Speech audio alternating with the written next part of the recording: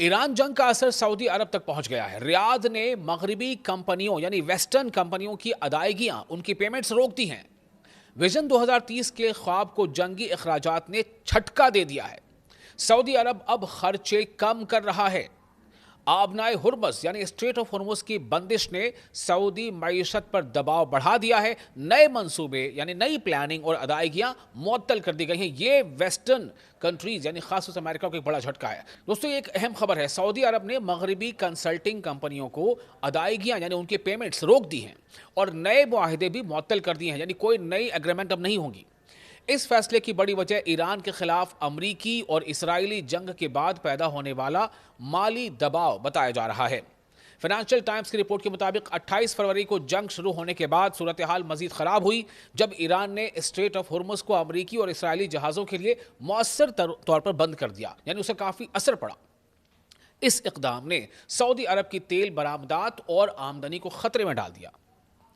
Report में कहा गया है कि सऊदी अरब हुकूमत अब अपने अखराजात को कम करना चाहती है, यानी अपने खर्चे को घटाना चाहती है, क्योंकि गुज़िश्ता चंद सालों में वली अहद मोहम्मद बिन सलमान के विजन 2030 मंसूबे पर अरबों डॉलर खर्च किए गए।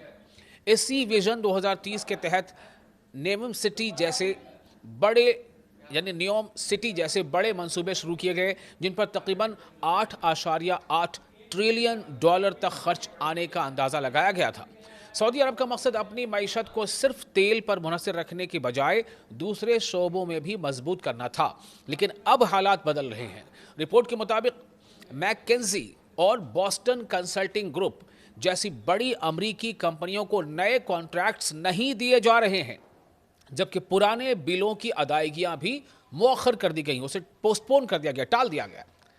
एक एग्जीक्यूटिव ने बताया कि सऊदी हुकाम ने वाजे कर दिया है कि फ़िलहाल नई मंजूरी नहीं दी जाएगी जब तक वजारत ख़जाना खुसूसी इजाज़त न दे। दूसरे अहदेदार के मुताबिक तमाम नई अदायगियाँ और मुआहदे जून के आखिर तक रोक दिए गए हैं। उनका कहना था कि सऊदी अरब मौजूदा हालात में दुनिया को ये पैगाम देना चाहता है कि वो एहतियात से फ़ैसले कर रहा है। दूसरी तरफ सऊदी वजारत ख़जाना यानी जो मिनिस्ट्री ऑफ फिनांस है, उसने उन खबरों की तरदीद की है और वजारत का कहना है कि 99.5 यानी 99.5% यानी लगभग 100% अदायगियां वक्त पर की गई हैं और हर सरमायाकारी को विजन 2030 के अहदाफ के मुताबिक देखा जा रहा है।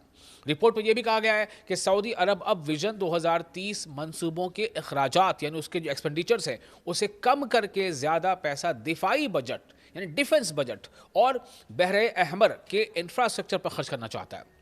स्ट्रेट ऑफ हुर्मुस की बंदिश के बाद सऊदी अरब ने अपने ज़्यादातर तेल की तरसील बहरे अहमर की बंदरगाहों के ज़रिए शुरू कर दी है।